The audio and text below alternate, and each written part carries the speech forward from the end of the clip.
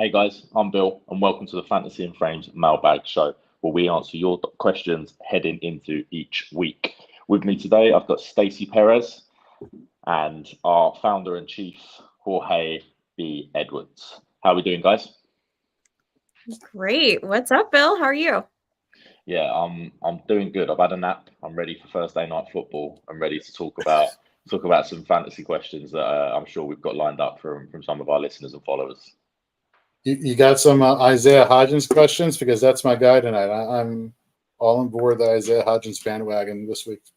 Listen, I've thrown him in the lineup in one of my leagues. If it all goes wrong, I'm blaming you. All right, this is all on you. No pressure. Pick a Giants receiver. Stacy said, "Yeah, Wandale is active now." It's like, great, just pick a Giants receiver. Fuck it, I'll take Paris Campbell then. Oh my God! Could you imagine if Paris Campbell went off today? Oh my God! I'm claiming it. All right, if that happens, cut this out. I'm claiming it. Gator needs to make a YouTube short and put it on. We'll share it on all the social media. So you'll be famous on TikTok for all the Giants fans out there.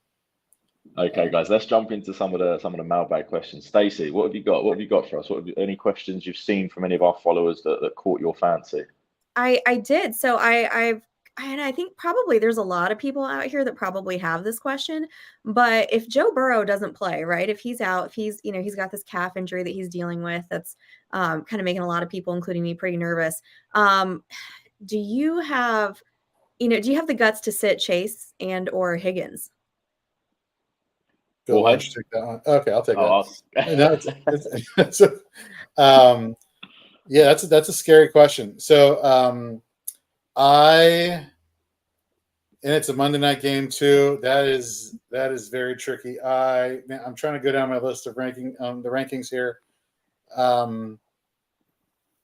No, to be honest with you, it's kind of one of those things where like you kind of just like hope the talent wins you over, like Garrett Wilson, with Zach Wilson as the quarterback. Like you were like, the first week of the season, that miraculous touchdown catch that Garrett Wilson had, you're like banking on him, his talent. Well, he was very talented in making that touchdown pass. And then they did have that one play against Dallas. And so like I said, you're banking on talent, you're banking on hope.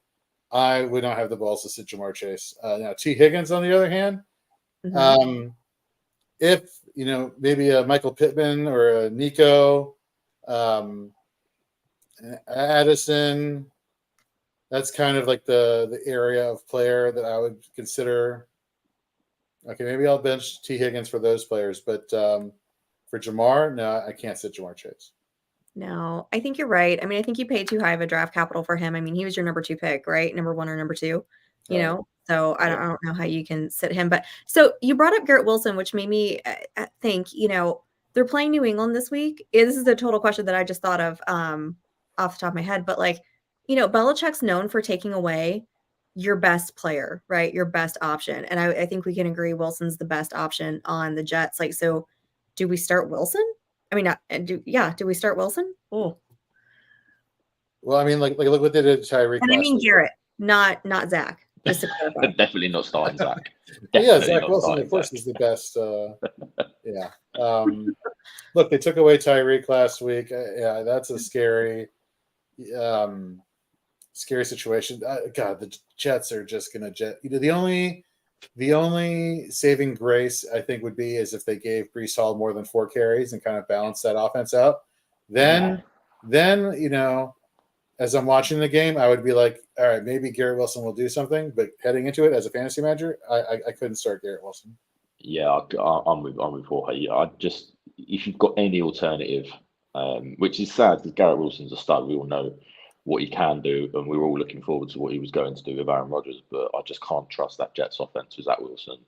And against the Patriots defense that is legit, it's a top 5 defense in my opinion. I'm sitting Garrett Wilson if I've got any viable options to come in as a replacement, unfortunately. Now here's the thing, like you look at the fantasy points allowed in terms of team per position, the Patriots are at 15, so like they do allow a decent number of fantasy points to the wide receiver position, just not the wide receiver 1, right? So if I was going to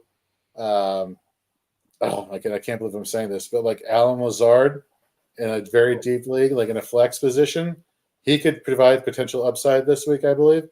But hopefully you have better options than that. Yeah. Got a question here. Malik, what's going on? Malik Edwards. That's awesome. Love your last name. Are you guys related? This is actually an IDP question, so I like it. Do you start Pinnock tonight at safety or Keanu Neal on Monday? I loved Keanu Neal a few years ago. I'll be putting out a video of me liking Keanu Neal so much after this show today. It's a little short, where basically me and Nate Markham had a bet who would score more fantasy points, Jeremy Chin or Keanu Neal. I lost that bet. You'll see what happens in the video. Ryan Neal, thank you. Thank you very much. Ryan Neal. I would go Ryan Neal. I like what he does in Tampa Bay. Just a huge fan. Him and Winfield are fantastic. So go with Ryan Neal. I'm so happy you were here to answer that question because IDP is just not my bag whatsoever. Yeah, sure. No, thank you very much for the question. I got one right here. I got a couple here that were messaged to me. A couple rest of season questions. Okay, so rest of season, full PPR, Nico or DJ Moore? Right? I'm gonna go Nico. Yeah. 100. Yeah. I don't know what's happening in Chicago. Like, have you guys seen Justin all like Fields is happening in Chicago or not happening? Well, he's definitely hugging. Perspective is.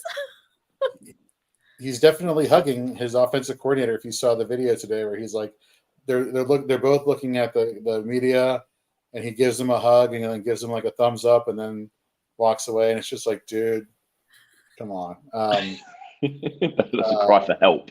Yeah. This hostage video. Help me. If you need help. Both embracing unemployment next year. Another rest of season question. I got two more. Full PPR, Breece Hall or Miles Sanders? Is this even a question? Or should we be actually considering some upside here with Miles Sanders in a PPR league? I mean, can we trust that Breece Hall is going to get? I know that we are all expecting the Jets to ramp him up eventually, but we haven't seen it. And Aaron Rodgers went down. The smart thing would be, all right, let's run our all-world running back and try and control, the offensive side of the ball with the run game and let Zach Wilson do as least as possible. And they haven't been able to do that. Do we trust Nathaniel Hackett to, screw his brain in and run that Jets offense the way it probably needs to be run and give Breece Hall the run that we think he deserves and should have? Miles Sanders, I think, is a safer option. Stacy? Ooh, okay. So I was actually called Miles Sanders a bust so far last night on another show, and I'll tell you why. Because going into the season, I was pretty optimistic about him, and just because of the way Frank Reich runs his offense and how it's usually like he's got one guy that he sticks to, and that's kind of it. I haven't really liked what I've seen so far, and he's averaging right now, I think it's 3.6 yards per carry, and that's the lowest of his career so far. I know it's only week 2, but that's literally the lowest of his entire career at this point. So that gives me a lot of cause for concern. I mean, it may be different, now that it looks like Andy Dalton might be playing this week, but we're talking about rest of season here, so I think I got to go with Breece Hall. Yeah, I'm going to roll with Breece Hall. Like, look, the Cowboys matchup is what it is, but let's not forget when Aaron Rodgers went down in week 1, they did start doing the right thing, which was lean on the running game. So you got one game, 2 sample sets, one game where they did the right thing, the second game where, to be fair, they were going against, the best defense in all of football. And I'm going to go Breece Hall. I think it's another thing to think about, just easing him back into play. He is coming off of the injury. He did start week 1, but I think they're going to start ramping him up as the season goes on. So I'm going to lean Breece Hall also. Would you guys start Breece Hall this week? against the Patriots. Did you see what Raheem Mostert did and Sullivan Ahmed did against the Patriots? That's a must. Yeah. Yeah. I'm definitely starting. Set it and forget it for me. Set it and forget it for Bruce Hall this week.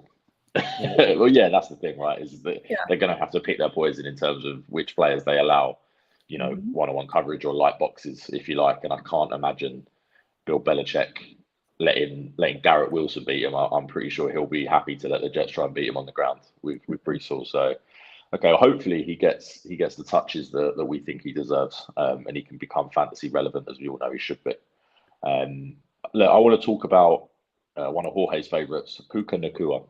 So we had a question on Twitter.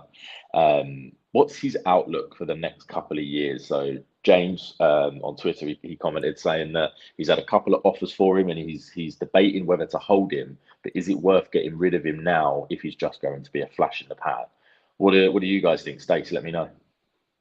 I don't know that he's going to be a flash in the pan. I mean, I read an article today. It was a clip from The Athletic. There, it looked like, I think it was the Rams beat reporter who covered them, basically saying that, when Puka came in, he was following Cooper Kupp around, like sitting in the meetings, watching everything he could do, asking all the other coaches questions, just really showing like how dedicated he was to learning the offense, becoming a better receiver, going to, now he's taken over breakfasts with Matthew Stafford. And, I think we were joking about that, but I reading that article, I think he really is going to breakfast with Matthew Stafford.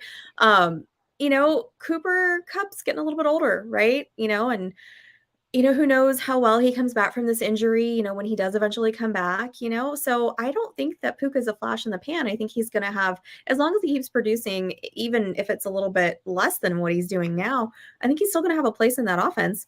So I've always thought he was talented anyway, just even back when we were talking about him before the draft. So I don't see him being a flash in the pan. I mean, I think you can definitely hang on to him for a little while, or if you really want to try to trade him for, something a little bit, something crazy, but I don't know. I think I'd be tempted to hang on to him. Jorge, I know that you've got some real Puka love. What's your thoughts on the question? No, you hit on a lot of good points there. Like, we don't know about Cooper Kupp's longevity. He has been banged up the past few years. A couple of years before that, he had a torn ACL. So, I think, a couple of seasons ago when he won the Super Bowl, or not Super Bowl MVP, when he won Offensive Player of the Year, they had record-breaking season for a wide receiver. That's not the norm, and nor I don't think that should be expected as a norm. Even though he started that way last year, right? For fantasy purposes, it was pretty amazing till he got hurt. So usage is definitely a problem there. But he played mostly out of the slot, at least the past couple seasons, and Puka Nacua has been playing all over the field. So. Unless Tutu Atwell steps up his game, who, by the way, playing awesome this year, to the point where he overtakes Puka Nacua, which I do not expect that to happen.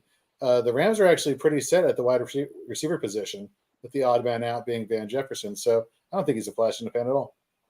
Okay, let me play devil's advocate a little bit. If you're a team we're talking Dynasty football here. You're in rebuild mode. You've had a lot of rookie picks just gone, and you picked up Puka in the fourth round. Let's say. Is now a great time to cash in if you are a team that's in rebuild mode? You've got some win now teams inquiring whether or not Puka's available. You know that you're not in a position to win for 2-3 years maybe. Do you strike while the iron's hot and get maximum value, or do you take it on and see if it just increases and his value increases and you can get more for him, or do you hold him thinking, when I am ready to contend, I'm expecting this guy to be a contributor for me? What do you guys think in that situation?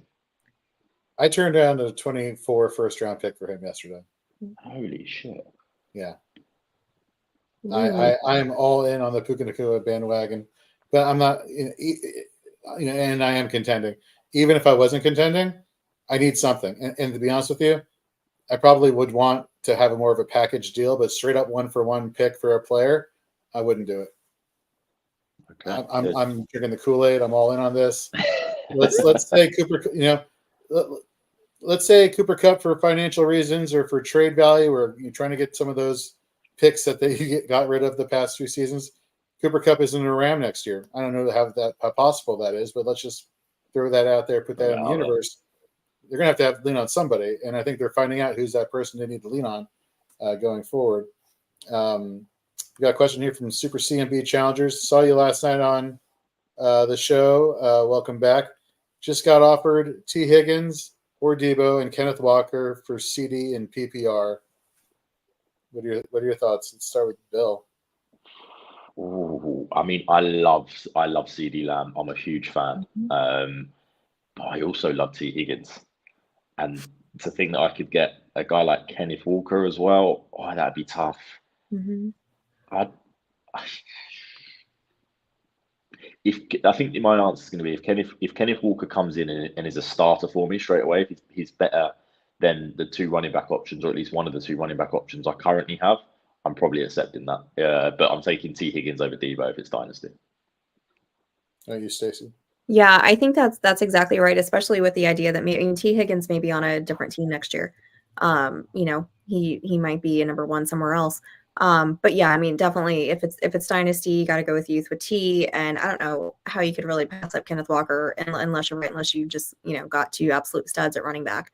I like CD, but if you can get two of those guys for that value, I think you should do it. Yeah, that's a hard reject, I think. How about you, Jorge? What do you reckon? Yeah, so I guess it really comes down to just CD for Walker, right? Because you're taking the two upside players here. Higgins, you don't know where he's playing next year. Debo, we're kind of seeing the streaky usage in San Francisco. So,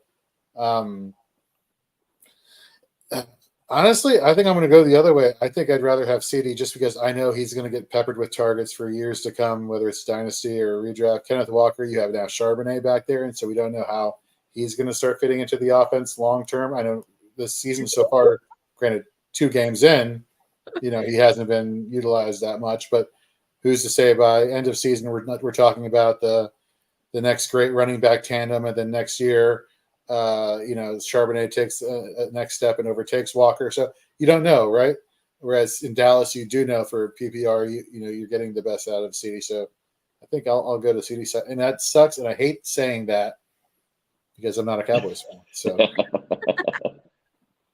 I think that's an interesting question, an interesting trade. You normally see some horrendous trades. I think that's pretty close and would split a lot of people. I've got one for you guys. Took Caleb Williams, right? We know he's going to be the 101 next year in rookie drafts. We've had a question from Adam on Twitter. He wants to know where Caleb Williams fits in next year in redraft amongst all quarterbacks.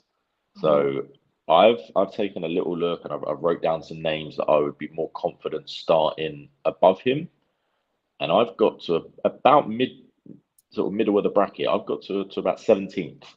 So I would start Caleb Williams over the rest of the NFL, but guys like Mahomes, Josh Allen, Joe Burrow, Jalen Hurts, Justin Herbert, Lamar Jackson, Trevor Lawrence, obviously. Then I've even got guys like Jordan Love, Matt Stafford, Purdy, Daniel Jones that I have a little bit more confidence in than a rookie Caleb Williams. What do you guys think? You're talking dynasty rankings or redraft rankings? Which one are you talking about? So next year redraft. Ooh. I'm sorry. Did you say you have him ahead of Mahomes or no? Not the. No. I've got him middle of the pack. Okay, sorry. Listed a load of guys I'd have above him. I thought I misheard you, and I'm like, what am I missing? That would just be some Nate Markham attack, I think. Give us a name game. Give us some names. Ask us who we would start them over, and throw out some names for us. Okay, let's start with. Let's go Anthony Richardson next year. Anthony Richardson or Caleb Williams, and let's just say Caleb Williams lands on the Arizona Cardinals. Let's just throw that out there. Who are you starting with more confidence each week, Stacy? Ooh, you went with a tough one first, Bill. Up until that concussion, Anthony Richardson looked pretty good. I'm gonna go with Richardson. But it's close. It's very close. Jorge? I'm going to go Caleb just because Richardson has looked good, but he's 2 weeks into his career and he already has a concussion. He's probably not going to play this week. And we saw him being utilized more in the rushing game. If that changes when Jonathan Taylor comes back, if Jonathan Taylor comes back, we'll find out. But it doesn't, I don't know. And I like Caleb Williams' pocket presence a little bit more for fantasy purposes. If this is the norm we're seeing from Richardson already. Okay. How about Kirk Cousins? Is Kirk Cousins still a Viking? Still a Viking. Kirk Cousins. Yeah. Yeah. On the Vikings. Yeah.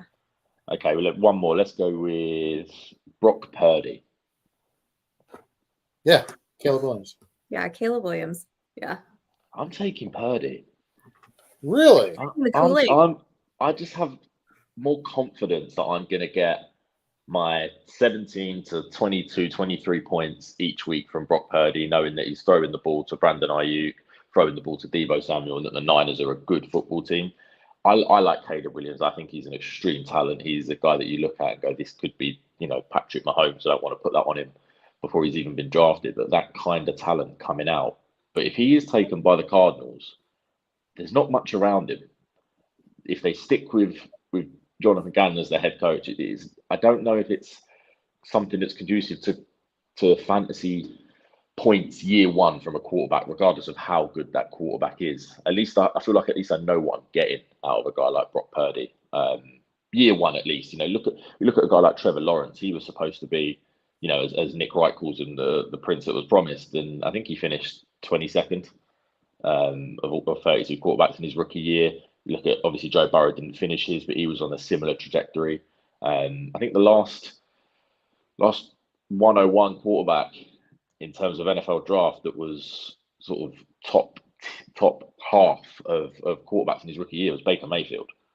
So it's not an easy thing to do. And Baker was pretty good, for a couple of years there in Cleveland. So I'm gonna stick with. I've got him 17th. There's the 16 quarterbacks I would take ahead of him in redraft in his rookie year, and we're gonna find out in a couple of years. So we got another question from Preston Evans here. Do you guys think that Akers will take the lead in the Vikes backfield eventually, or at least the majority 60-40 in terms of touches? What do you think, Jorge? I think I want to throw up. That's what I think I want to do. This is a tough question. Look, they wouldn't have made the trade to bring Akers, somebody that he has a history with. Who Akers, during his time when O'Connell was the OC in Los Angeles, did have some success. A couple, previous seasons. It makes me wonder when O'Connell was still there, had Akers not torn his Achilles in training camp, what could have been. We saw down the stretch in his rookie year, however, when he finally started getting more playing time and Darrell Henderson started seeing the bench, and you saw some splitting of time between Sony Michel and Cam Akers. Cam Akers did flash, so we're hoping that we're going to see that more consistently in Minnesota. So I think eventually down the stretch you're going to see Akers take the lead over Madison, because Madison just has not been looking good. What concerns me about both of these running backs is that they're on a pass-heavy offense. The reason Dalvin Cook was able to, survive for fantasy purposes last year is because he's Dalvin Cook, and whatever limited opportunities he got compared to previous seasons when they were running him into the ground, he was so efficient. He made it work. He made it. He took advantage of his opportunities and just balled out. We're not seeing Madison do that. And if week one is any indication of what Akers' potential is this year, that's scary. But I do think Akers eventually takes over the backfield down the stretch. Yeah, I think I'm in agreement with you. Stace, you see it the same way? Absolutely. I mean, I think just like Jorge, I think I threw up in my mouth a little bit. It's just absolutely disgusting. And I mean, you're right. Madison's looked terrible. I don't know. I saw a tweet yesterday and it was like, for all this, the Vikings should have just kept Dalvin Cook. And I was like, yeah, they probably should have. You probably just kept Dalvin Cook at this point. Is there a possibility? Is there a way that this benefits both players? Does Alexander Mattison get to return to the Mattison that we saw behind Dalvin Cook, where he kind of benefited from not being the lead back and being able to come in on a rotation basis? And does it better suit Cam Akers? He's got a new start, as you said, Jorge, back with his old OC. Is there a way that for fantasy purposes, this is actually good news for Madison owners? I know it doesn't seem it at the moment, but what do we think? Yeah, we saw. Let's see here. Let me go back to 2022. We saw Madison in red zone opportunities. Man, even in 22, Dalvin Cook still saw the majority of even red zone opportunities being in scoring position. So, no, I can't see it. Previously, before O'Connell got there, Zimmer, he utilized Madison more in the red zone compared to O'Connell. O'Connell appears to be, even when they get down to the goal line situation, just still trusting that one running back. And that sucks. So, one of these guys is going to survive. It's like the Highlander. There can be only one. Is that an old reference? Did I just really date myself with a Christopher Lambert movie, if you all remember the Highlander? Yeah, you went over my head. I'm not going to lie. Oh, come on. If Stacy wasn't frozen right now, she would totally be on my side. I don't know. I don't even know. I don't know. I don't know if she's that old, mate. I don't think she's frozen. I think she literally was disgusted with me bringing up the Highlander, and it's like I'm just going to stay here very still and not say anything. So I'll bring her back as soon as she jumps back on. Got Mr. Scampers in the chat here. Happy week 3, y'all. Happy week 3 to you, Mr. Scampers. Let's see here. Great TV show. It was a great TV show. I love the use of Queen's song as the. Come on, Bill. You've never seen this? I don't know what you're talking about. The premise was that there are these immortal people that went around chopping each other's heads off because that's the only way you can kill an immortal. And the goal was that all the immortals had to basically kill each other off until there could be only one. The Highlander, and one of the one was somebody from Scotland, so he was. I was going to say the Scottish, right? Yeah. Okay. Anyhow, Mr. Scampers agrees. Preston Highlander was. I mean, I'm quite clearly the odd one out here. I need to watch it. I'm sure I'll find it on some streaming service somewhere. Let me ask you a question. Since we were talking about Madison, got another rest of season question: Gus Edwards or Alexander Madison? Oh God.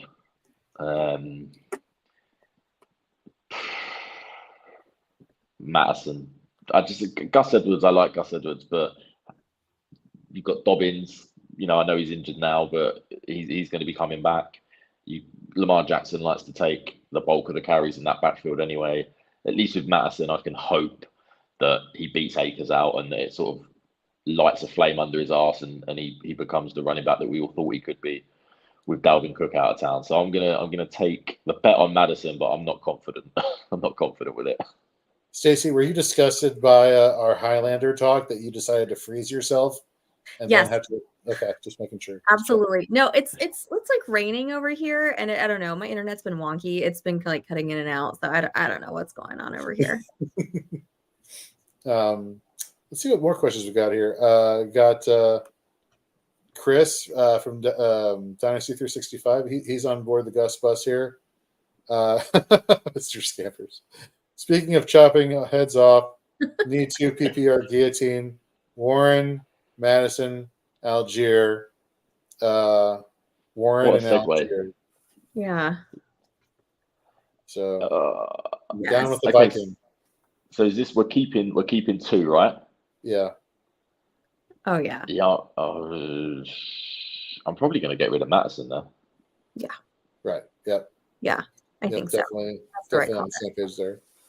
Well, I think we got a couple more questions here.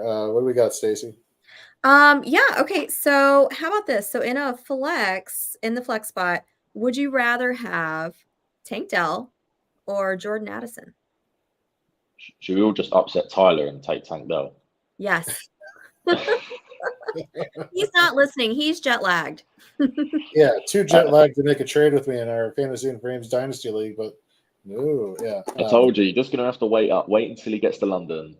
I'll lubricate him with some whiskey and then steal his phone and accept all the trades. All right. Exactly. I'll call back the offer. I'll send a ludicrous one, Yes. and then and then we'll do like counter trades back and forth, and then we'll make the deal on Sunday. So thank you, I appreciate it. That's it. Just where I'm undercover. Look, back to the question. I can't bench Jordan Addison for Tank Dell. Again, you're going up against the Chargers. I don't trust the Chargers. It seems like they just want to shoot out every week, and the Vikings will oblige them.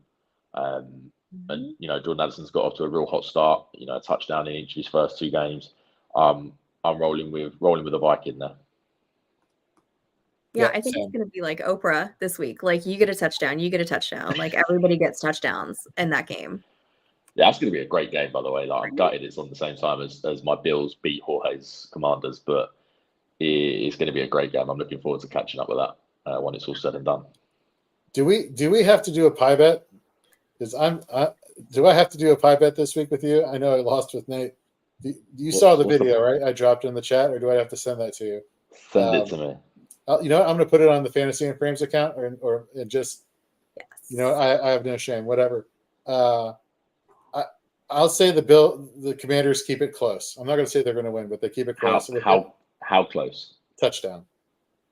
So 7 points you get. 7 points. I think we blow your doors off. Yeah, that's what I thought you were going to do the Jets, but without Aaron Rodgers, and look what happened. So.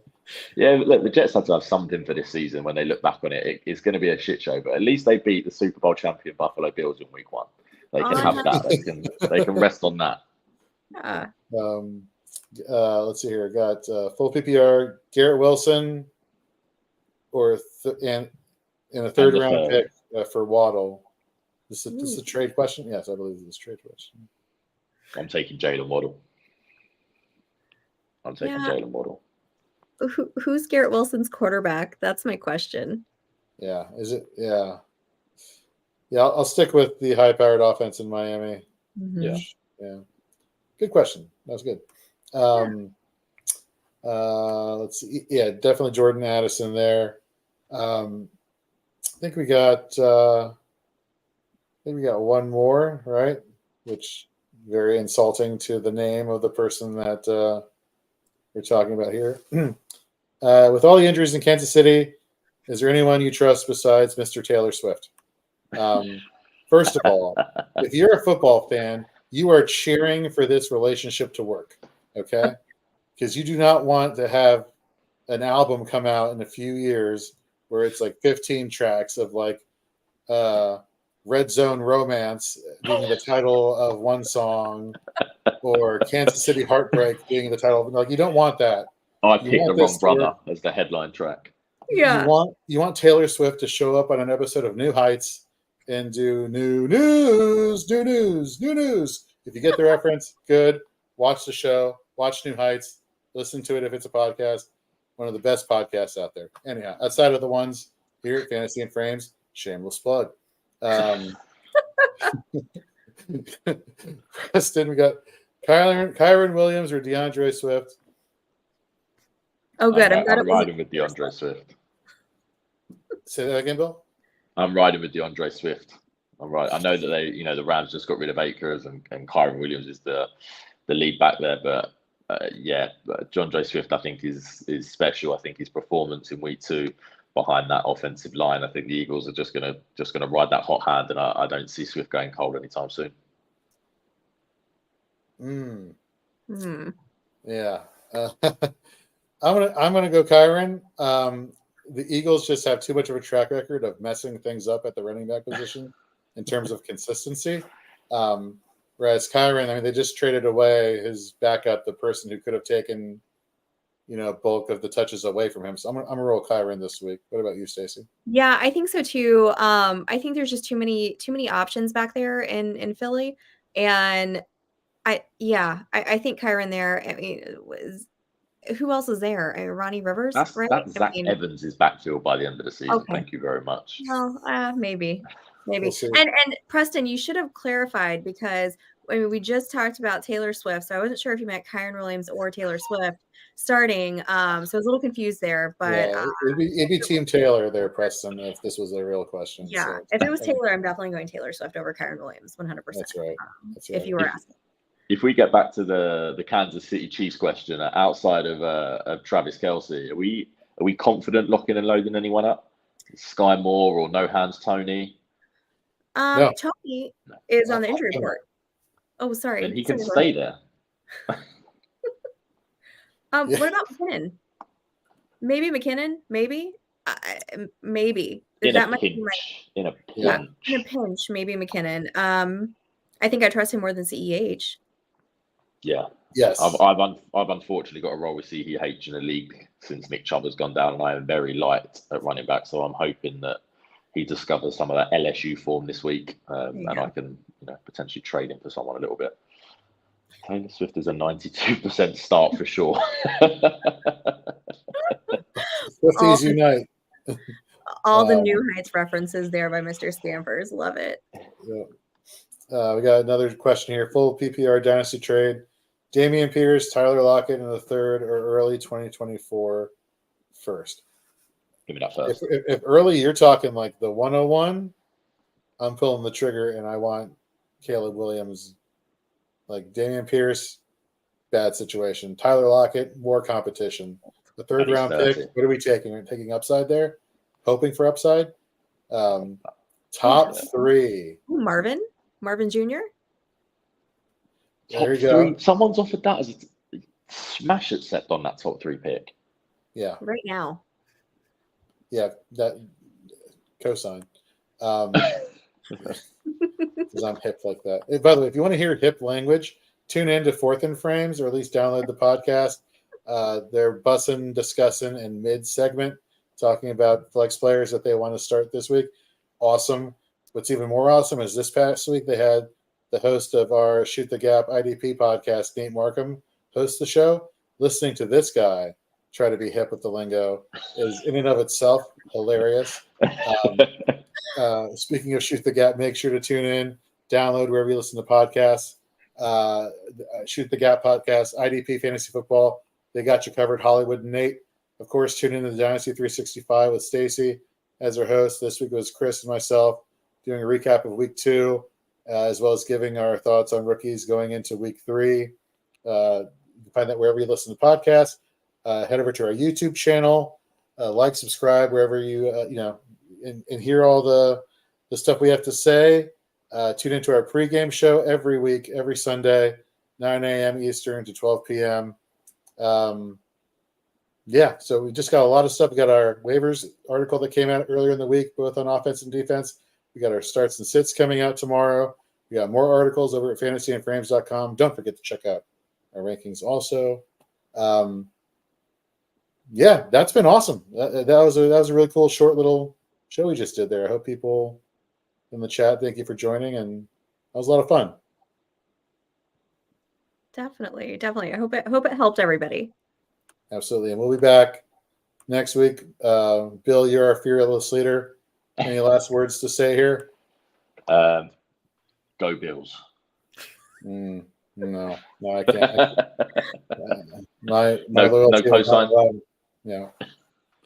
My loyalty will not allow me to say such things this week, so I cannot co-sign on that. So, great show, guys. I've enjoyed it. I think it's good that we got the first one out the bag, and looking forward to going on from here. Nice little pod before Thursday night football, right? Get us ready for each week. I'm excited. Moving forward. Nice. Yes. And I promise we'll have some music next week. A little bit more production quality, but we just we wanted to get this out, start these shows. We're going to have our waiver wire show start on Tuesday nights also, Gator and myself. So, we got 7 shows going a week, multiple articles going a week, multiple podcasts going a week. So we got you covered here at Fantasy and Frames. We've got something for everyone, right? All right. Well, good luck to everybody, and we'll see you all next week.